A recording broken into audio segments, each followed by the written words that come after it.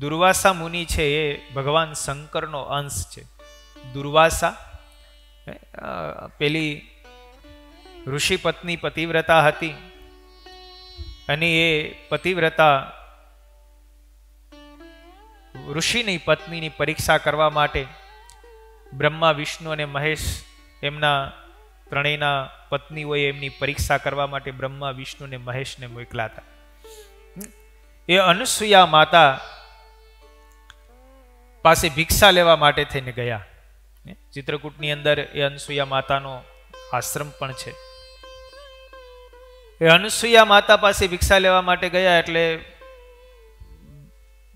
અનસૂયા માતા ભિક્ષા લઈને બહાર આવ્યા. બ્રાહ્મણના વેશની અંદર બ્રહ્મા, વિષ્ણુ અને મહેશ હતા. એમણે કહ્યું કે અમને ભિક્ષા આપો. એટલે અનસૂયા માતા ભિક્ષા દેવા ગયા છે તો કે એમ નહીં, તમે નગ્ન અવસ્થાની અંદર જો અમને ભિક્ષા આપો ને તો અમે ભિક્ષા લઈએ. હવે બ્રાહ્મણને આંગણે આવેલા હોય અને ભિક્ષા ના આપે તો ગ્રહસ્થનો ધર્મ લોપાય, અને એમની ઈચ્છા પ્રમાણે આપવા જાય તો આનો પતિવ્રતાપણાનો ધર્મ લોપાય. કારણ કે પતિવ્રતા સ્ત્રી કાંઈ નગ્ન અવસ્થામાં પરપુરુષ સામે જાય નહીં. અનસૂયા પતિવ્રતા ખૂબ હતા એટલે એને જળની અંજલિ ભરીને ત્રણેય બ્રાહ્મણો ઉપર પાણી છાંટ્યું, 6 મહિનાનું બાળક બનાવી દીધા. અને એને લઈ ઘરમાં આવી અને એને સ્તનપાન કરાવ્યું, ભિક્ષા એ રીતે આપી, એને તૃપ્ત કર્યા, પોતાનો પતિવ્રતાનો ધર્મ પણ રાખ્યો અને એ બ્રાહ્મણને ભિક્ષા પણ અપાણી. અને 6 મહિનાનો બાળક હોય એને સ્પર્શ કરવામાં કોઈ પ્રકારનો દોષ લાગતો નથી.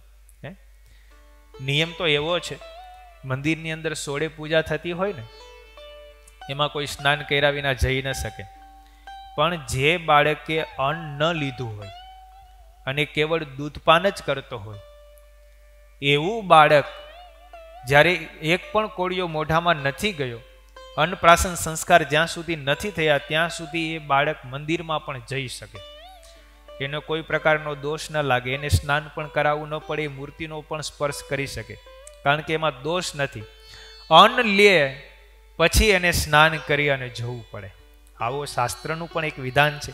એટલે 6 મહિનાના બાળક બનાવી દીધા. અન્ન કાંઈ લીધેલું હોય નહીં, સ્તનપાન જ કરતું હોય એ બાળક. એટલે અનસૂયા એને બાળક બનાવીને પોતાનો ધર્મ સાચ્યો. પછી નારદજી દ્વારા આપણને કથા કદાચ આમાંય આવશે મહાભારતમાં આગળ. પછી નારદજીને સમાચાર આપ્યા, 3 પત્નીઓ આવી અનસૂયા પાસે યાચના કરી, અમારા પતિ પાછા આપો. તો કે જો આ રિયા, ઓળખી લો આમાંથી. હવે 3 હરખા બાળક ઓળખવા કેમ? આડાહવરા આવી જાય તો ચિંતાનો પાર નહીં. હવે લક્ષ્મીજી હોય ને મહાદેવજી આવી જાય થાય હું? એટલે ઓળખવા કેમ 3 બાળકોને?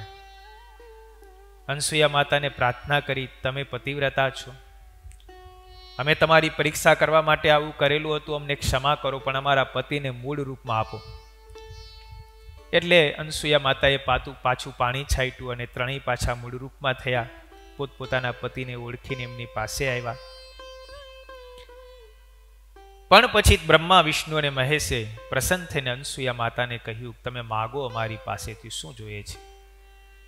અનસૂયા માતાએ કીધું, તમે રાજી થયા હો તો તમે મારે ત્યાં પુત્ર રૂપે અવતરિત થાવ, કારણ કે મેં તમને સ્તનપાન કરાવ્યું છે. હવે તમે મારા પુત્ર થયા તો મને પુત્રનું સુખ પ્રાપ્ત થાય એવું કરો. એટલે બ્રહ્મા, વિષ્ણુ અને મહેશે કહ્યું, અમે ત્રણેય તમારે ત્યાં અમારા અંશથી પુત્ર રૂપે થશું. એટલે વિષ્ણુ હતા તે અનસૂયાને ત્યાં દત્તાત્રેય રૂપે પ્રગટ થયા. એ દત્તાત્રેય ભગવાન એ ભગવાન વિષ્ણુનો અંશ છે. બ્રહ્માજી હતા એ ચંદ્ર રૂપે પ્રગટ થયા, અને ભગવાન શંકર હતા તે દુર્વાસા ઋષિ રૂપે પ્રગટ થયા. એટલે દુર્વાસા ઋષિ, ચંદ્ર અને દત્તાત્રેય ભગવાન આ 3 ભાઈઓ છે. દરરોજ કથા તથા સત્સંગનો લાભ લેવા અમારી ચેનલ દીક્ષાધામ લાઈવને લાઇક, સબસ્ક્રાઇબ અને બીજા હરિભક્તો લાભ લઈ શકે તે માટે શેર કરવાનું ના ચૂકશો. જય સ્વામિનારાયણ.